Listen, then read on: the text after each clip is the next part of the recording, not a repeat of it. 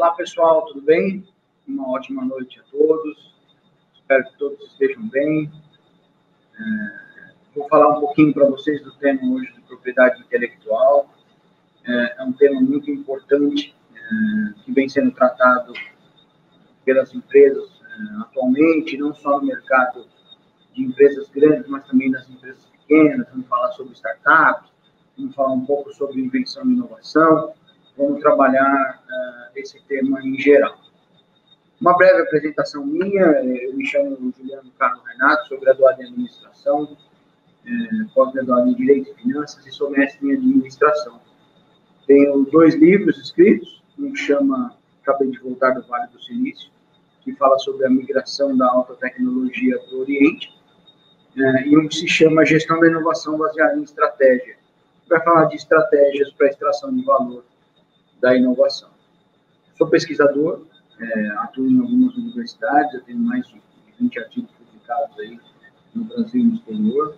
Sou avaliador do MEC, um programa de empreendedorismo inovador em indústria 4.0.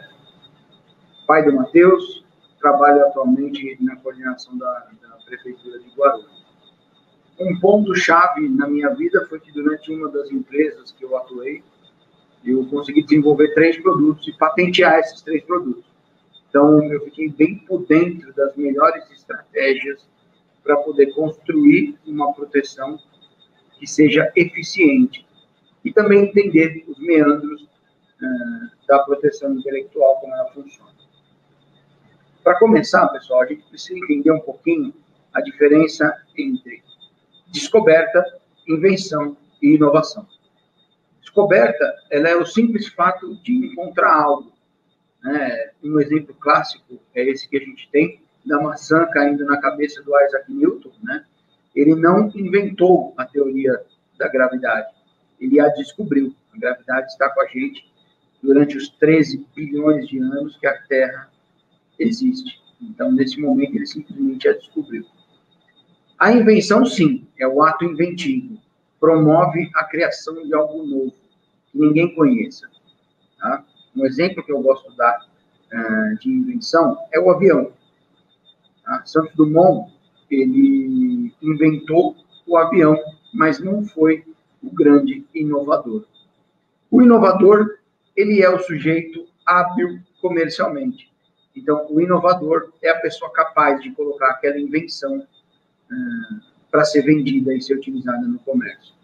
Eu gosto da polêmica da aviação entre o Santos Dumont e os irmãos Bell, os irmãos Wright, desculpa, o Bell é dos helicópteros. Eu gosto de dizer que o Santos Dumont inventou o avião e os irmãos Wright são os grandes inovadores. Por que a gente inova? Não adianta a gente falar de proteção intelectual sem antes tratar do tema inovação. Então, a inovação está latente nos negócios, ela vai trabalhar a manutenção da competitividade da empresa, ela vai quebrar os paradigmas dos produtos que são oferecidos, ela fornece vantagens competitivas. A vantagem competitiva a gente pode colocar como sendo aquele lucro superior à média de mercado, ela extrai mais valor da cadeia por ser um produto único, ela resolve problemas de clientes, problemas sempre latentes. Eu gosto de falar que a inovação ela é a solução de um problema, ela retém clientes que estão saindo, ela trabalha com margens de negociação maiores e ela destrói velhos modelos de ter sempre o mesmo ovo na cesta. Por que não construir novos ovos a partir do conhecimento de cada negócio? Quando a gente trata de vantagens competitivas da inovação, a gente trata de 3 autores que escreveram alguns livros sobre inovação, que é o Tid, o Bessan e o Pavet.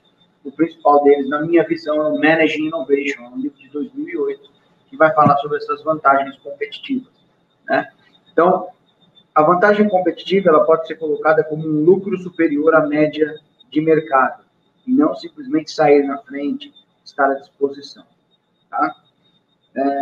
Quando a gente trabalha a vantagem competitiva na inovação, e quando a gente vai para a propriedade intelectual, a gente fala de uma exclusividade, um direito único de eu poder trabalhar, a gente fala de reduzir custo, Ter uma liderança por um tempo determinado, a proteção intelectual nos fornece isso, de algum tempo.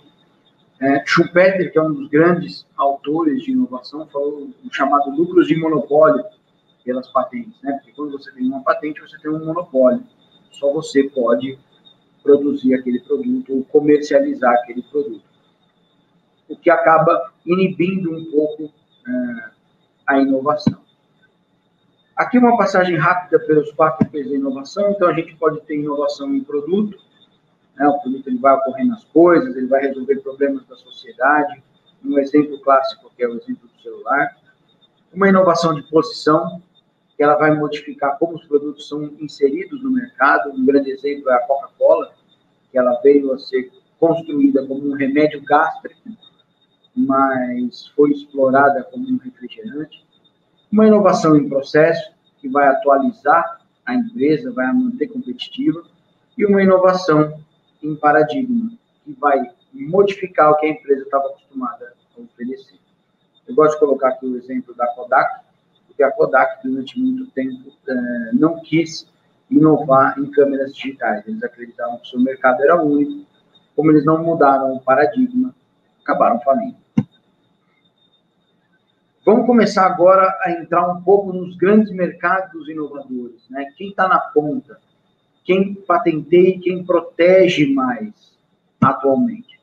Então, em depósito de patentes, a gente pode ver que claramente a China, aqui um dos últimos dados no ano de 2017, depositou 1,3 milhão de patentes nesse ano. Então, é 1,3 milhão de pedidos de patente de invenção ou de modelo de utilidade só em um país. Tá? Outros países concorrentes que também têm força para brigar é os Estados Unidos, que depositam em torno de 450 mil pedidos por ano, e o Japão, que está em torno de 270 mil. Tá? No Brasil, vocês podem ver que a linha ainda está bem baixa, ele fica em torno de 30 mil pedidos de patente por ano. Dados de 2018 recentes, que acabaram de sair agora no Trends Innovation, né, da WIPO, que é a Agência Mundial de Patentes, mostra que a China depositou 1,6 milhão de pedidos de patentes na base mundial, que é um volume absurdo de proteção de produtos e exclusividade na sua produção. O primeiro dado, a gente falou de patentes que foram depositadas. Isso não significa que elas foram concedidas. Tá? Então, a concessão é uma análise que acontece durante um longo tempo, que vai identificar se o produto é inovador, se ele tem novidade, se ele é único e se ele tem aplicação comercial. Dados de 2018, a gente pega que a China teve mais ou menos 375 mil concessões de patentes, ou seja, 375 mil novos produtos que só a empresa que fez o pedido pode produzir. Os Estados Unidos, que durante anos foram os grandes inovadores, os grandes patenteadores, tiveram menos de 250 mil. Outro dado importante dessa pesquisa que a gente faz na base de dados da WIPO, tá, que é a agência mundial, é a Coreia do Sul, que agora se chama República da Coreia. Ela teve aproximadamente 90 mil concessões. A Coreia do Sul é um país pequeno, mas que investe muito em alta tecnologia. E aqui um pouco do foco do Brasil. Quando a gente fala que o Brasil deposita em torno de 30 mil patentes anuais, a gente está falando de dados somando patentes nacionais, ou seja, produzidas por empresas daqui ou pessoas daqui, e pedidos via PCT. PCT é o Protocolo Mundial de Patentes. Tá? Quando a gente separa só os pedidos nacionais, a gente vê que o Brasil deposita em torno de 8 mil pedidos por ano. A gente está muito aquém dos grandes países que podem inovar. Nós inovamos do jeito que dá, por causa de alguns problemas, recurso de tempo, custo e assim por diante. Coisas que a gente vai ver um pouco mais para frente. Aqui um pouco do processo inovador, né, o processo de geração dessa inovação que pode ser patenteada, que é o processo de busca, seleção e implementação descrito pelo TID, o Bessan e o Pavitt. Tá? a busca, existem uma série de ferramentas, como brainstorming, brainwriting, assim por diante. A seleção vai estar de acordo com o planejamento estratégico da empresa, e a implementação é a efetivação dessa inovação no mercado. Bom, fizemos um briefing do que é a inovação, como funciona esse processo inovador, mas o que a gente precisa entender é o seguinte: é tudo meu? Essa propriedade intelectual, como é que funciona? Tá? A propriedade intelectual em si é uma área do direito específica que tem leis e vai garantir aos seus inventores o domínio sobre aquela produção do intelecto, seja ela industrial, científica, artística e assim por diante. Tá? Essa área dessa propriedade intelectual ela é bem trabalhada no campo do direito. Alguns órgãos que são os mais importantes para a gente poder antecipar da apresentação, para que a gente conheça as siglas. Então, a gente tem a WIPO, que é a Agência Mundial de Patentes, ela que coordena os escritórios nacionais. O INPI é o nosso escritório nacional, que é o Instituto Nacional de Propriedade Intelectual.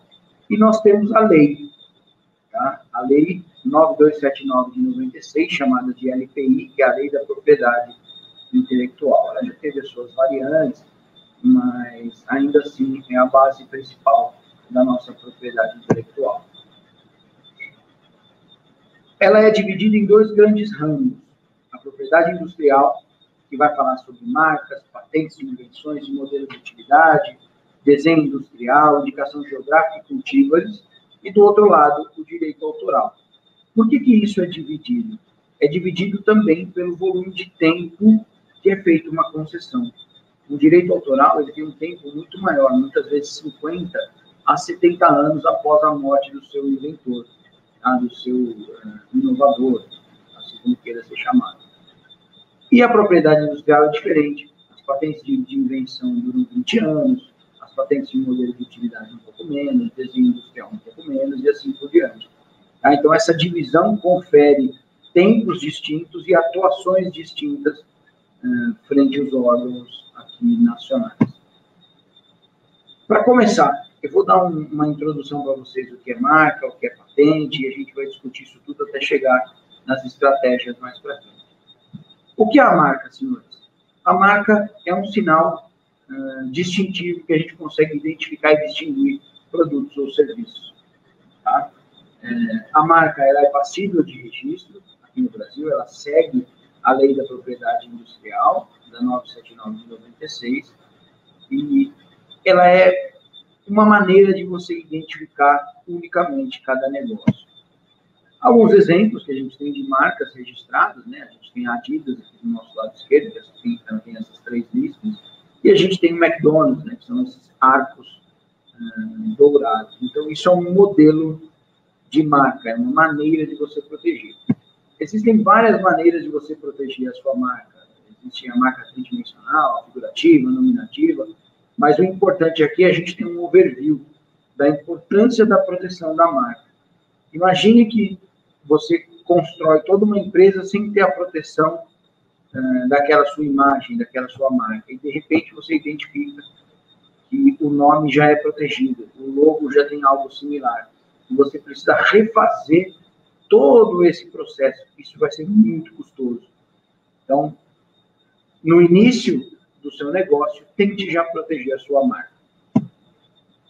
Vamos pensar o que são as patentes, né?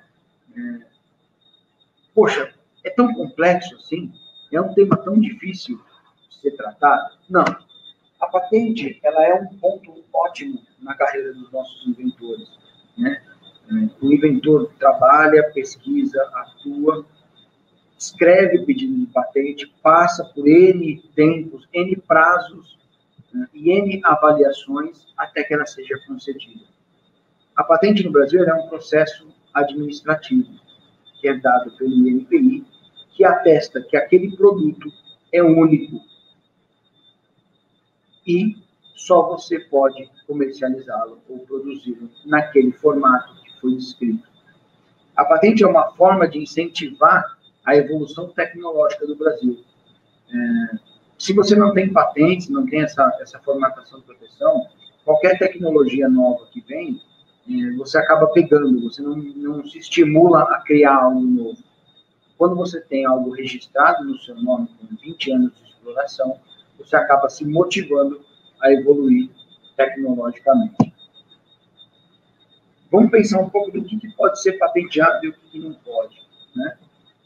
O que pode ser patenteado no Brasil são todas as criações que vão implicar no desenvolvimento, tá? Que elas tenham um lado comercial, lado industrial, e sejam passíveis dessa proteção. Então, isso é o que pode ser patenteado no Brasil, uma grande gama de coisas. O mais importante da gente tratar é o que não pode ser patenteado. É mais fácil da gente separar os nossos produtos nisso.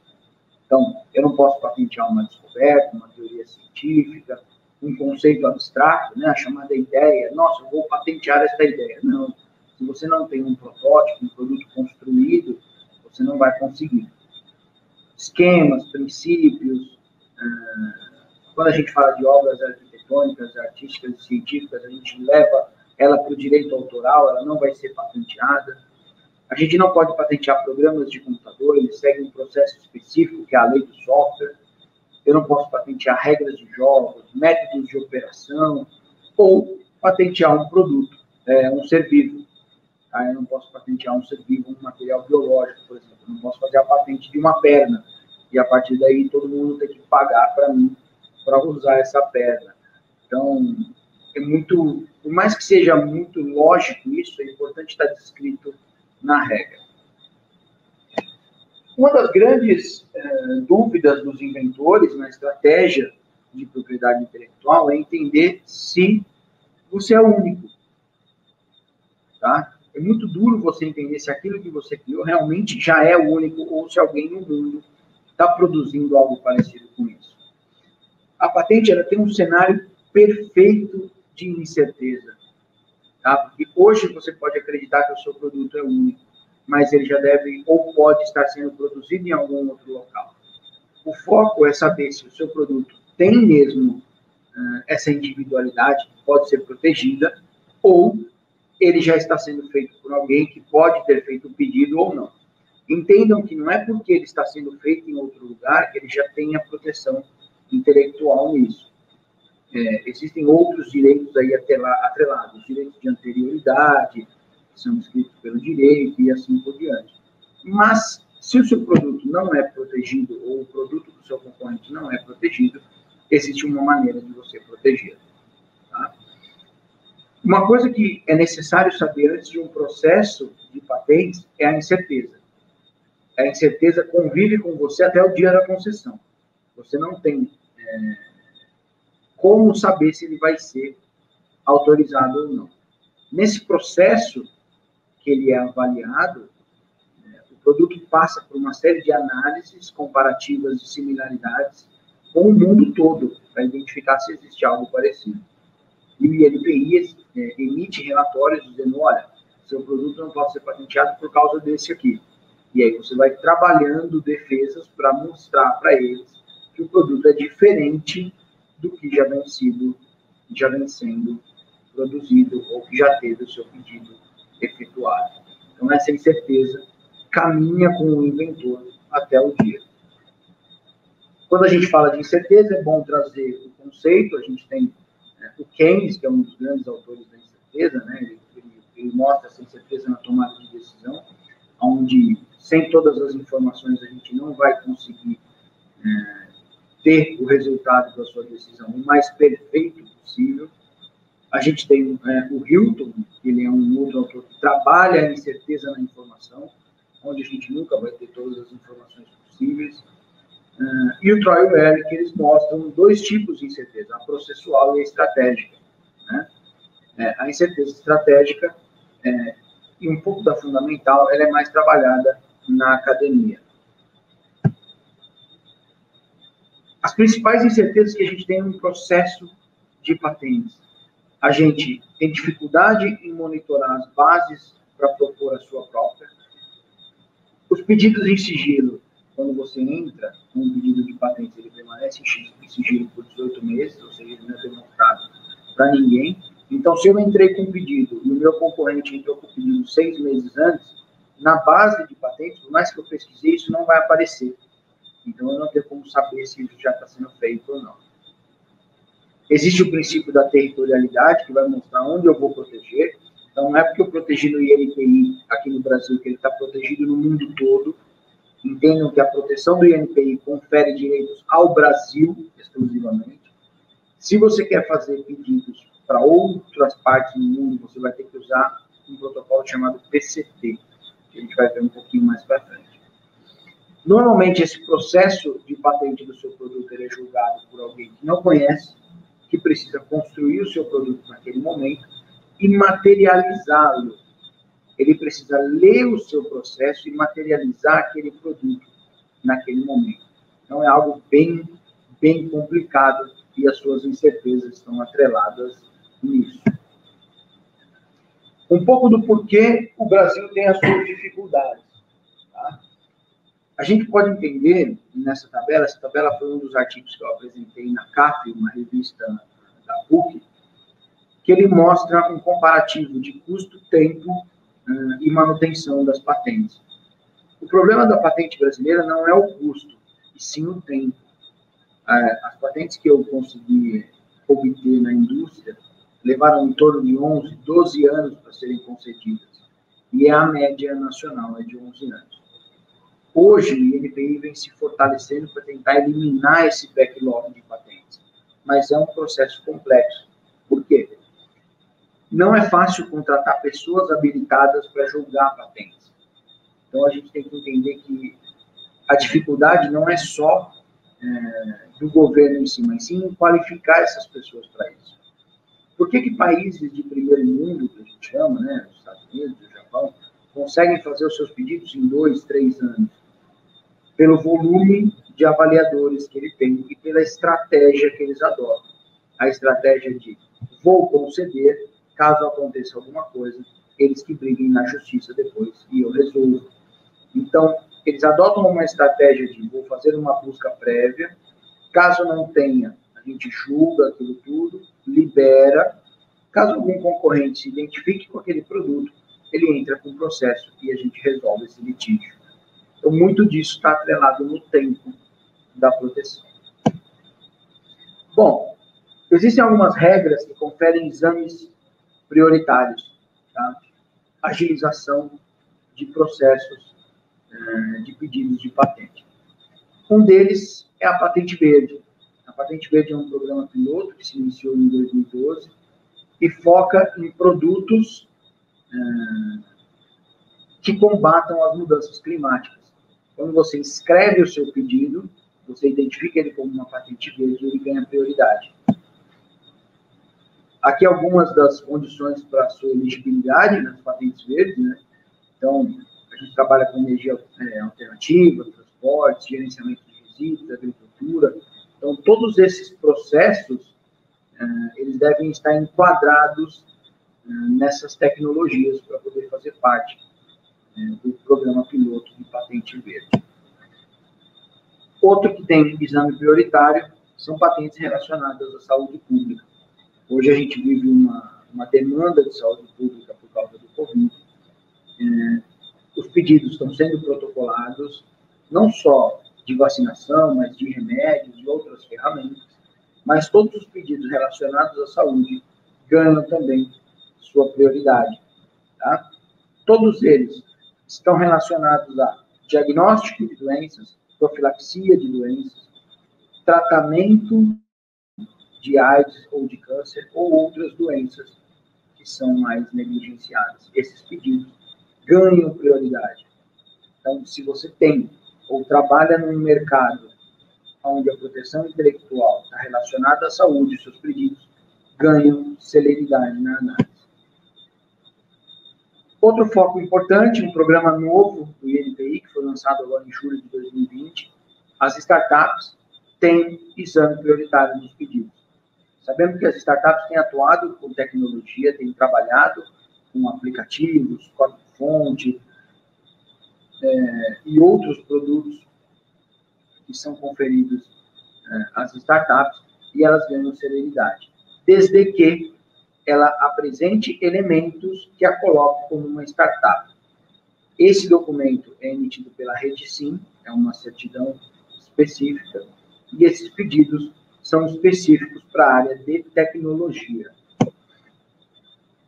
Um outro foco de celeridade é quando existe a contrafação, ou seja, você tem um pedido de patente em trâmite e você tem um concorrente fazendo exatamente o mesmo produto que o seu. Quando você tem esse concorrente atuando na mesma base que o seu, você pode solicitar uma antecipação, dizendo, INPI, tudo bem? Olha, esse cara está fazendo um produto exatamente igual ao meu que eu estou pedindo aí. A gente não pode acelerar isso para que eu interrompa essa produção? Então, esse processo é feito através de uma juntada de documentos, nota fiscal, cópias do seu pedido e assim por diante, e ele vai ser analisado se ele vai ter um exame prioritário ou não. Bom, a gente falou já da estratégia nacional, vamos entender um pouco da estratégia internacional. A gente falou do custo, né, das patentes, o tempo que elas levam. O custo realmente não é um problema aqui no Brasil, realmente fora do país é um pouco mais caro até, mas o protocolo do PCT está aí para fazer com que a gente coloque os nossos produtos sendo protegidos no mundo todo. PCT significa Patent Cooperation Treaty, que é o Tratado de Cooperação de Patentes, descrito nas Convenções de Paris e de Berna, feitos através da WIPO, que é a sua agência mundial. Esse tratado ele vai auxiliar os candidatos na busca dessa proteção mundialmente. Como funciona? Para que você não protocole o seu pedido em cada país, obedecendo cada um a sua regra, existe um protocolo feito aqui no Brasil, que você preenche uma série de requisitos, e esse pedido é feito nos países que você seleciona. Então, hoje, se eu não me engano, são 192 países signatários do acordo, onde você pode pedir essa proteção. Poxa, mas quanto custa isso? Entenda que cada país tem um custo para um depósito de patentes. Então, o protocolo pode ser o mesmo, mas o custo vai ser individual para cada país que você queira a proteção. Então, pedir uma proteção nos Estados Unidos custa em torno de $2.500, os pedidos iniciais. Tá? Então, você vai ter que pagar $2.500. No Japão, já é em torno de $1.600. Então, cada local você vai apresentar um valor distinto, mas a documentação acaba sendo a mesma. Detalhe, traduzidos para o inglês, sem discussão. Um foco interessante para a gente pensar nessa estratégia do PCT é a seguinte: tudo bem, aqui no Brasil leva 11 anos para se patentear, 10, 11, 9, 8. Quando você entra no site da WIPO, você tem uma ferramenta de ver o volume de tempo que demora uma concessão. Por que eu não posso solicitar a patente em algum outro país que tem um trâmite mais rápido, como os Estados Unidos, por exemplo, e quando for concedido lá, eu trago ela para cá via PCT? Então, um processo que aqui levaria 8, 10 anos, pode levar em torno de 3 anos e meio. Então, esse é um pensamento estratégico para a proteção do seu produto. Se você tem o foco de ter uma celeridade no processo, fazer esse caminho é muito interessante. Pode ser mais custoso? Sim, mas ele é mais rápido. Se você tem recurso para aplicar, fazê-lo vai dar certo. Desde que você saiba que o seu produto é realmente único aqui no mercado. Bom, vamos trazer um pouco da nossa discussão para a modernidade. Um overview da inteligência artificial. A gente sabe que a inteligência artificial tem atuado em vários mercados, em vários modelos de mercado. A grande discussão das agências mundiais é: por que a inteligência artificial não pode fazer uma patente? Se ela é capaz de processar uma série de dados em velocidade super-humana, né, por que ela não pode desenvolver um produto? Então, primeiro, para a gente definir essa nossa conversa, a gente pode falar do que é a inteligência artificial. Eu gosto de trabalhar com essa definição do Fórum Econômico Mundial, né, de que a inteligência artificial é um sistema computadorizado que tem um comportamento igual ou próximo à inteligência humana e busca solucionar sistemas complexos ao do mundo real. A inteligência artificial veio para contribuir com nós, seres humanos, né? Ela foi criada por nós para resolver e solucionar problemas complexos. Ela não é uma definição, um conceito tratado nos últimos 5 anos, não. Desde os anos 60, mais ou menos, na Universidade de Dartmouth, ele já vem sendo conversado. Tá? Um dos primeiros que propôs essa conversa sobre inteligência artificial foi um sujeito chamado John McCarthy. Né? Ele propôs alguns algoritmos matemáticos que resolviam problemas simples, mas eles identificavam o problema antes e já resolviam, sem ter a interação humana. Tá? Quando a gente fala de inteligência artificial, ela está focada nessa relação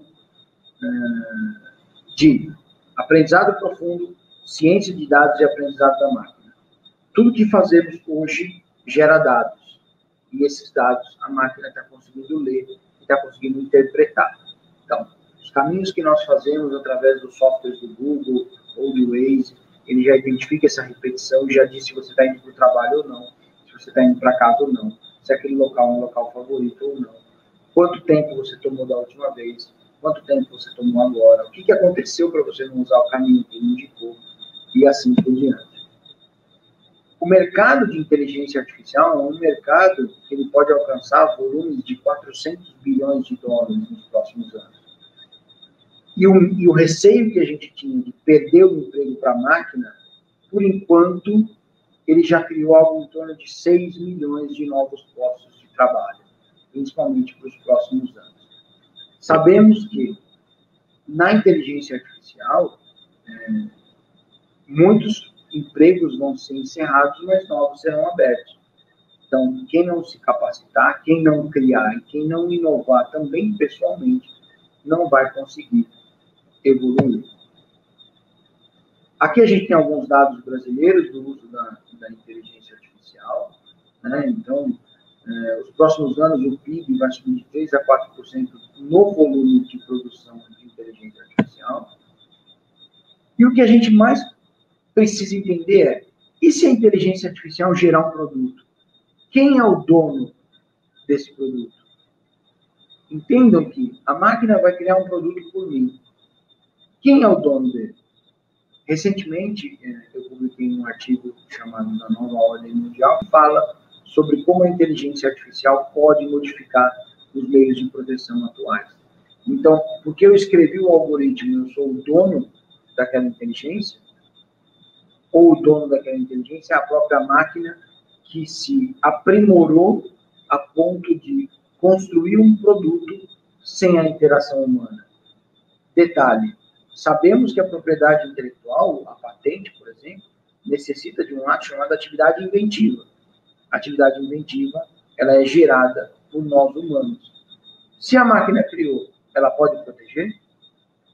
Entendam que existe ainda agora um campo de pesquisa, né, e de discussão muito amplo na integração entre a inteligência artificial e a propriedade intelectual. Aqui são alguns exemplos para ilustrar, né? Do lado esquerdo a gente tem aqui o Garry Kasparov jogando contra o computador da IBM, o Deep Blue, nos anos 90. Foi uma partida bem legal, onde o computador tinha milhões de combinações, e o Kasparov muito menos que isso. Ele acabou empatando e perdendo uma. Inclusive tem um TED sobre ele falando sobre todo esse evento, foi muito legal. E, no nosso lado direito, a gente tem os 2 melhores participantes de um programa americano chamado Jeopardy, que é um programa de perguntas e respostas. E, no meio, a gente tem a inteligência artificial atuando para poder fazer as respostas. E a gente consegue compreender que, nesse tipo de jogo, a inteligência artificial é muito superior a nós humanos. Quando a gente fala de propriedade intelectual, todo esse trabalho que a gente trata sobre a estratégia, a gente pode entender o seguinte: se você é pequeno e tem um produto único, que só você vai atuar com ele no mercado, é muito importante você correr atrás da sua proteção. Tá? Essa proteção não é custosa, obviamente ela precisa ser bem escrita, existem alguns cursos que promovem a escrita de patentes, ou profissionais que já atuam com isso, mas se o seu produto é único e atende várias pessoas, é importante você proteger para poder explorar. Se o seu produto é único, mas resolve um problema muito específico, onde o seu mercado não vai ser tão grande assim, e não tem um valor muito alto que eu posso extrair, a sugestão é da não proteção, e sim do segredo industrial. O segredo industrial, ele vai atuar fazendo com que a gente proteja aquilo sem divulgar, sem difundir aquela inovação de maneira escrita. Tá? Então, o segredo industrial também é uma ótima ferramenta para manter o seu produto protegido. Esse dia a dia e essa identificação de quando proteger sim ou não, ela é muito pessoal. Tá? Então, esse movimento de vou proteger ou não vou proteger, cada pessoa vai poder atuar individualmente. Tá? Eu tenho exemplos de empresas que trabalham comigo que eles não protegeram nenhum pedido, e eu tenho empresas que só protegem. É o foco delas proteger. Hoje, a IBM lidera o mundo no pedido de patentes. Tudo que eles produzem, eles protegem e eles patenteiam. E temos o exemplo, por outro lado, da Coca-Cola, que nunca patenteou o seu pedido e é uma empresa também de muito sucesso, multimilionária. Então, na estratégia da construção da propriedade intelectual, nós precisamos focar em pensar se o nosso mercado é grande, amplo e eu possa expandir e gerar cada vez mais valor, ou se ele é muito limitado e o meu valor não é tão alto assim. Tá? Um recado que a gente dá para as startups que trabalham com tecnologia é: existe hoje a Lei Geral do Software. Tá? A Lei do Software promove uma proteção muito mais rápida e muito mais eficiente. Um outro organismo que está sendo usado para proteger também, e ele já é aceito em 170 países, o Judiciário Brasileiro também já aceita, ele se chama Avictorious, né? Se chama Actorius. Ele é um modelo muito mais rápido e muito mais barato de se proteger. Poxa, mas eu não vou ter a concessão, esse sistema protege mesmo? Sim, em alguns países ele já protege, já é utilizado. Obviamente que se você tiver uma chancela do INPI, uma chancela do governo federal, você vai ter de que aquele seu produto, aquele seu software, aquele seu aplicativo só vai ser explorado por você. Tá? Mas essa startup que chama Victorious, ela faz essa proteção e ela é muito válida aqui no Brasil, para os sistemas de software principalmente. Todo esse foco da propriedade está em você entender se você vai gerar conhecimento, divulgar conhecimento, ou se você vai manter o conhecimento para você. Existem alguns paradigmas tratados na academia, como o paradigma de Arrow, né, que você quer propor o conhecimento tecnológico, mas você monopoliza ele através de uma patente. Então, nós vamos focar aqui no fim dessa nossa conversa, se nós estamos aqui no Brasil ou no nosso planeta para evoluir tecnologicamente, resolver o problema de nós humanos, de uma maneira a contribuir com a raça, ou nós não vamos contribuir com a raça e vamos deixar isso de maneira exclusiva para o seu inventor. Tem se mudado esse pensamento. Há 20, 30 anos atrás, a proteção era muito mais procurada, coisa que hoje já tem menos. A juventude, os millennials, os novos criadores de produtos e softwares têm deixado isso aberto. A gente pode usar um exemplo, a linguagem Python. A linguagem Python é uma linguagem de programação que é aberta para que ela seja modificada. Algo que poderia ser protegido. Tá? Então, esse pensamento de proteger ou não proteger, auxiliar a evolução ou não auxiliar, é o que eu deixo o foco aqui da nossa conversa e para continuar no segundo momento. Eu agradeço bastante ao Polo Digital, a minha apresentação vai estar disponível no site, e eu fico disponível para as perguntas e para poder atendê-las quando for necessário. Muito obrigado e tenham uma ótima noite, um ótimo dia, uma ótima semana. Obrigado.